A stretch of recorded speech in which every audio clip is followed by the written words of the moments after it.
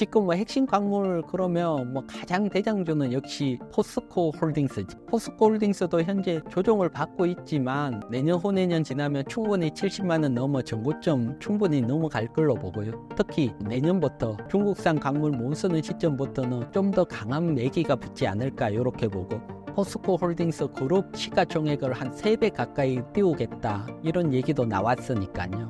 핵심 광물 모멘텀도 받을 수 있고 또 기업 가치 제고 모멘텀도 같이 받을 수 있으니까요.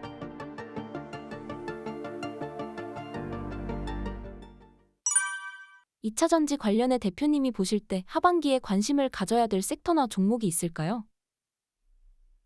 네, 2차 전지 중에서 소재주들은 하반기로 가면 갈수록 4대 핵심 소재주들은 기회가 생길 거고 당장은 실적을 봐야 되고요. 하지만 실적을 보지 않고도 제가 판단했을 때 매수 관심을 가질 수 있는 것은 핵심 광물 쪽으로 보고 있습니다. 핵심 광물은 다른 게 아니고 지금 보시면 제가 핵심 광물, 붉은색은 양극재 판매 가격인데 빼더라도 수산화 리튬, 그 다음에 엷은 회색은 니켈, 그 다음에 노란색은 타탄 리튬 가격인데 보면 핵심 광물들이 확 상승을 했다가 또 어느 정도 조정을 잡고 바닥을 잡는 형태를 보이고 있다. 이렇게 설명을 드리고요. 아직은 바닥이 나온 건 아닙니다. 바닥이 나온 건 아니지만 핵심 광물은 내년이 되면 자연스럽게 반등이 나올 걸로 봅니다. 자연스럽게. 반등이 나오는 건 다른 게 아니고 지금 IRA 법안에 따르면 내년 1월 1일이 되면 중국산 제품을 사용을 못합니다. 그러면 중국산 제품이 못 들어오게 된다. 그러면 중국을 제외한 광물은 가격이 상승할 수밖에 없죠. 그게 이제 단적으로 나타내는 게 폴리실리콘 가격이랐는데, 폴리실리콘 가격 한번 보도록 할게요. 지금 보게 되면 검은색은 이제 중국을 제외한 폴리실리콘 가격이라고요. 또 짙은 노란색은 중국 폴리실리콘 가격이다 보시면 되시고요. 거의 중국이 폴리실리콘 가격을 좌우지우지하니까요. 그런데 여기에 같이 겹쳐서 움직이다가 붉은색으로 표시됐던 지점부터 가격 차이가 확 나기 시작을 했는데, 이때 붉은색이 뭐냐고 하면 미국이 중국에게 관세를 확 때릴 때입니다. 관세를, 그러니까 중국산 폴리실리콘 쓰지 마 이런 개념처럼 관세를 확 때렸거든요. 그때 보게 되면 중국 제품보다는 중국을 제외한 제품이 프리미엄 가격이 붙었거든요. 중국산 제품보다. 이 프리미엄 가격이 생각보다 높게 붙었거든요. 이처럼 그렇다면 내년 1월 1일부터 2차 전지에 중국 제품 쓰지 마 이렇게 되면 프리미엄 가격이 붙고 상승을 할 걸로 봅니다. 그렇게 보면 핵심 광물 관련주 관심을 가질 수 있고, 지금 핵심 광물 그러면 가장 대장주는 역시 포스코 홀딩스지. 포스코 홀딩스인데 포스코 홀딩스도 현재 조정을 받고 있지만 지금 매수를 해놓으신다면 내년 후내년 지나면 충분히 70만 원 넘어 정고점 충분히 넘어갈 걸로 보고요. 특히 내년부터 중국산 광물 못 쓰는 시점부터는 좀 더 강한 매기가 붙지 않을까 이렇게 보고, 포스코 홀딩스 차트를 한번 보도록 할게요. 포스코 홀딩스 월봉 차트입니다. 보면 월봉 차트로도 20개월 이동평균선 이하로 조정받을 만큼 조정을 받은 위치다 이렇게 보여지고, 특히 최근에 포스코 홀딩스 같은 경우는 기업 가치 제고를 위해서 2조 원 자사주 소각 발표를 했죠. 자사주 소각은 주가에 큰 호재로 작용을 하니까요. 내년까지 자사주 소각이 일어날 걸로 보고요. 여기에다가 2차 소재 고도화 전략에 따라서 2026년까지 2차 소재 매출에 11조 원 달성을 하겠다 또 얘기가 나오고, 거기에 따라 리튬 같은 경우는 2026년까지 9만 6천 톤, 니켈이 4만 8천 톤, 양극재가 39만 5천 톤 이렇게 나올 거로 보면, 특히 니켈이나 리튬 이런 제품 핵심적인 거죠. 2차 전지 핵심 광물 쪽이니까 호재로 잘 될 걸로 보고, 또 여기에서 지금 포스코 홀딩스 그룹 시가총액을 한 3배 가까이 띄우겠다 이런 얘기도 나왔으니까요. 전체적으로 보면 포스코 홀딩스 같은 경우들은 핵심 광물 모멘텀도 받을 수 있고 또 기업 가치 제고 모멘텀도 같이 받을 수 있으니까요. 충분히 조정이 받을 때마다 관심을 가지시고요. 따라서 올해 이번 달 다음 달 분할 매수로 계속 해놓으시면 2023년 고점은 내년 후내년 본다면 충분히 돌파 가능할 거다 이렇게 보여지고요. 가장 탑픽으로는 핵심 광물 쪽에 보시도록 하고요. 또 다른 2차 전지 섹터에서 7월 2일 날 LG에너지솔루션이 LFP 배터리 큰 수주를 했잖아요. 그래서 거기에 관련돼서 관련주들 관심을 가질 수 있는데 관련주들 한 두 종목 봤는데 큰 변화를 아직은 주지는 않고 있더라고요. 그래서 큰 모멘텀이 나왔지만 관련주들은 아직은 관심을 가질 때는 아니지만 두 종목 정도 차트를 한번 보도록 할게요. 보면 탑머티리얼즈입니다. 탑머티리얼즈인데 차트를 보게 되면 횡보 박스권 5만 원대를 이탈을 하는 모습이기 때문에 시간이 좀 필요해 보이고 특히 7월 2일 날 LG에너지솔루션이 대량으로 유럽 쪽에서 LFP 배터리 수주했다. 이때 한 11% 정도 상승을 했거든요. 근데 보통 이 정도 호재급이면 상한가 넘어가고 해야지 추세적으로 상승을 할 건데 상승폭이 제가 판단했을 때는 약했고요. 약한 이유는 다른 것보다는 공급하는 시점이 내년 11월부터가 계약이니까 아직도 시간이 많이 남아있기 때문에 직접적인 영향을 받기에는 좀 시간이 필요해 보입니다. 그리고 두 번째 종목 같은 경우는 PNT입니다. PNT는 차트상으로는 상봉을 그리고 밀리기 때문에 좀 안 좋은 모습이고요. 월봉 차트상. 또 그리고 7월 2일 날 호재가 나왔음에도 불구하고 마이너스 4.85% 오히려 하락을 했거든요. 그러면 이 배터리 관련해서 모멘텀 받기는 쉽지 않다. 따라서 LFP 배터리 관련해서는 접근하기가 만만한 종목은 없고요. 특히 우리가 생각을 해야 될 게 내년 11월부터 실질적으로 판매 계약이 시작이 되잖아요. 그러면 여러분들이 이런 걸 메모를 해놨다가 내년 한 5월 정도 이때 아무도 얘기를 안 하는 거죠. 내년 5월 정도쯤 되면 아무도 LFP 배터리에 대한 얘기가 시장에는 없을 겁니다. 하지만 관련 주가들 바닥에서부터 슬금슬금 움직이는 시작이 나올 수 있거든요. 주가라는 게 한 6개월 정도 선행을 하는 측면들이 있기 때문에 그래서 지금 나온 뉴스지만 이렇게 설명을 드리는 것은 공급 계약이 내년 11월부터고 그러면 체크를 했다가 한 5월 정도에 LFP 배터리 관련주에 대해서 한번 공부를 해보시라 설명을 드리려고 지금 당장은 아니지만 여러분들에게 설명드리는 거니까요. 참고하시고요. 그 다음 LG에너지솔루션이 이렇게 공급 계약을 했다. 그러면 이게 지금 LG에너지솔루션 매수해도 되느냐? 여기에 대해서도 궁금해하시는 분들이 계시더라고요. 근데 제가 봤을 때는 아직은 아닌 걸로 보이고요. 아직은 아니라고 판단하는 이유는 다른 게 아니고 2차 전지 배터리 셀 업체들은 중국 기업들하고 정말 치열하게 경쟁을 펼치고 있는데 여기에서 어느 정도 우위를 점유해야지만 지금 고평가되어 있는 프리미엄을 붙고 더 상승을 하는데 조금 밀리고 있는 측면이 있습니다. 지금 보시면 1월부터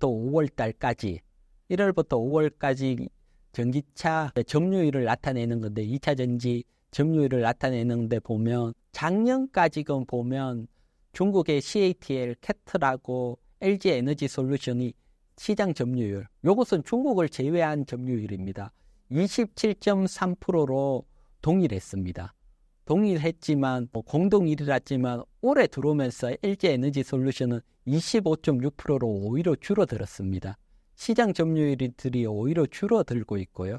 그렇기 때문에 시장 점유율들이 사실 치고 나갔을 때 주가가 반응을 하는데 줄어들 때는 주가가 반영을 하기는 쉽지 않거든요. 그리고 저 밑에 중국 기업들, 작은 중국 기업들이 치고 올라오는 모습이 좀 부담스러운 측면도 있고요. 이런 측면으로 본다면 2차 전지 셀업체, LG에너지솔루션이나 삼성 SDI는 아직은 매수할 타이밍은 아니다. 그래서 좀 더 관망을 하자. 이렇게 설명을 드리고요. 그래서 이런 어떤 점유율적인 측면에서도 반등이 나오는 변화가 나온다. 그러면 아직은 고평가지만 반등할 수 있지만 그런 측면이 아니었어. 조금 아쉽지만 좀 더 관망하면서 지켜보는 게 좋아 보이고요. 이렇게 보고 그 다음 쪽에서 보면 4680 원통형 배터리입니다. 또 관심을 가질 수 있는 게 4680 원통형 배터리인데 원통형 배터리 보면 7월 달에 또 뉴스 하나 또 호재급 뉴스 하나가 나왔는데 그 뉴스는 7월 17일 날 중국 매체인 레이트 포스트에서 나온 기사입니다. 이 기사에 따르면 테슬라가 2023년 출시된 사이버 트럭 여기에 들어가는 4680 배터리에 대해서 대부분 보면 배터리 시설 쪽도 중국 걸 채택을 했고 그렇게 되면 또 중국향 또 4680 배터리를 사용을 하는데 중국을 완전히 배제했다는 거거든요. 이건 아무래도 자체 중국하고 대중 무역 분쟁 이런 영향도 있어 보이고요. 그렇게 되니까 이제 대체적으로 하반기 LG 에너지 솔루션이 여기에 4680 배터리 공급을 한다. 이런 어떤 발표들이 나오고 있고요. 이건 이 뉴스가 아니더라도 하반기부터 한다는 얘기들은 계속 있어 왔으니까 하반기에 가면 LG 에너지 솔루션이 테슬라 공급 모멘텀이 하나 있고요. 그 다음에 조금 있으면 8월이잖아요. 8월에 또 국내 오창 공장에서 4680 원통형 배터리 생산, 진짜 본격적인 생산을 할 거다. 이렇게 됐기 때문에 4680 원통형 배터리에 대해서는 한번 관심을 가져야 되지 않을까. 이렇게 보여지고 관련 종목은 이렇게 볼게요. LG 에너지 솔루션 4680 원통형 배터리 예상 공급망 쪽에 보면 일단 니켈 도금 같은 경우는 TCC 스틸, 그 다음에 캔케이스 같은 경우는 동원 시스템, 검사 장비는 이노메트리, 2차 전지 소재 쪽에서는 LNF나 엔캠 등이 거론이 되고 있고요. 그렇다면 보면 실질적으로 2차 전지 소재는 워낙 큰 시장이니까 4680이 큰 시장은 아니라서 주가를 움직이기에는 쉽지 않아 보이고요. 대신 조금 중소형주 쪽에서 본다면 시가총액이 그래도 약간 있지만 캔케이스 쪽의 동원 시스템 요거는 아직 제가 1분기 실적 기준으로 가져왔는데 보면 TCC 스틸도 대장주로 움직였는데 실적이 안 나오고 있거든요. 그래서 크게 상승을 했는데 실적이 안 나오고 있고 PER이 1분기 실적 기준으로 보면 200배가 넘어가니까 너무 좀 높은 측면이 있고 거기에 비해서 캔케이스 쪽인 동원 시스템즈는 PER도 한 19배면 적정 정도니까 동원 시스템 쪽에 관심을 가지는 게 좋아 보이고요. 물론 이쪽도 2분기 실적이 곧 또 8월 14일까지 발표가 되면서 실적 변화가 있는지도 한번 또 살펴보면서 설명을 드리고 지금은 그래도 동원 시스템즈가 가장 4680 원통형 배터리 중에서는 가장 유리할 걸로 보입니다. 그 다음에 또 하나 케이스를 보면 또 최근 뉴스 나온 걸 제가 캡처를 해봤는데 보면 지금 전기차 대중화가 될 때 가장 크게 바라는 것들 그러니까 뭐가 가장 원하느냐 리저 조사를 했거든요. 요거는 딜로이트가 2022년부터 2024년 매년 조사를 해왔고요. 요 조사를 보게 되면 가장 원하는 거 2024년 올해 기준으로 보면 가장 원하는 것은 우리나라 같은 경우는 고속충전, 그 다음 독일은 주행거리, 미국은 고속충전, 일본도 고속충전, 그 다음 중국도 고속충전. 즉 고속충전을 가장 대중화해야 되는데 필요하다 이렇게 얘기가 설문조사가 됐거든요. 그건 당연하겠죠. 보면 기존까지 주행거리는 어느 정도 꽤 늘어났는데 아무래도 일반 디젤 같은 경우는 주유하는데 시간이 몇 분 안 걸리잖아요. 대신 충전하는 데는 시간이 많이 걸리니까 이 고속충전 쪽에 니즈가 이렇게 모여 있다는 것은 결국 고속충전 관련주들이 영향을 받을 거다. 향후 가장 큰 니즈 쪽이니까 또 발달이라든가 또 이슈가 탈 수 있으니까 이런 고속충전 관련주에 대해서도 한번 관심을 가져보시라 설명을 드릴게요. 1억이 있다면 포트폴리오 어떻게 구성하시겠습니까? 보면 제가 이제 탑픽으로 보는 게 지금 SK 하이닉스가 매수 기회로 보고 있거든요. 조정이 나오고 있지만 그래서 SK 하이닉스 비중을 가장 높이는 한 30% 탑픽. 요거는 크게 보면 반도체라고 보시면 됩니다. 반도체 비중을 한 30% 매수를 한다 생각을 하시면 되시고 그 중에 탑픽은 SK 하이닉스로 보고 있으니까요. 그래서 요번 평상시 SK하이닉스 또 너무 상승을 해서 관심 가지기 어려우신 분들은 요번 기회에 한번 관심을 가져보시고요. SK하이닉스는 올해보다 내년에 더 큰 폭발적인 또 영업이익까지 기대를 할 수 있고 또 반도체 사이클이 올해보다는 내년이 더 좋으니까요. 그런 측면을 고려해서 조정이 나올 때 관심을 가지는 거고, 그 다음 현대차입니다. 자동차도 외국인들이 우리나라에 두 번째로 가장 많이 매수한 업종이고 상반기에 수출은 역대 최고로 잘 되고 있으니까요. 그래서 그런 측면에서 본다면 자동차 관심을 가지고 특히 연말부터 미국에서 전기차 생산이라는 이슈가 곧 나올 수 있으니까요. 이런 이슈도 큰 장점이다 보고 관심을 가지고, 그 다음 자동차, 그 다음 현대차지요. 현대차도 20% 정도, 그 다음 포스코 홀딩스 한 20%. 요 포스코 홀딩스는 또 내년부터 중국 핵심 광물이 미국 IRA 법안에 따라 사용을 못한다. 요런 모멘텀들 받고 가능할 걸로 보이고요. 그래서 전반적으로 보면 대형주들은 이렇게 한 70% 정도 들어가고 나머지 중소형주들은 한 두 종목 정도 한 30%로 한 15%, 15%두 종목 정도 매수. 그래서 대형주와 중소형주 밸런스를 맞추고요.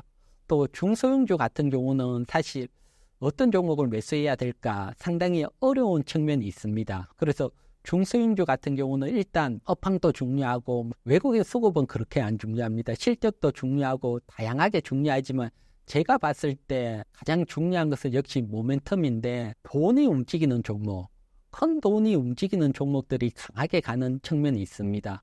큰 돈이 움직인다는 것은 어떤 의미냐 보면 최대 주주가 자기 주식을 시장에서 장내 매수를 엄청 한다. 이런 종목, 또는 전환사채가 주식으로 전환이 되는데 전환되는 가액과 주가가 비슷하다. 이런 종목, 또는 막 수주를 했다는 공시를 막 내고 있다.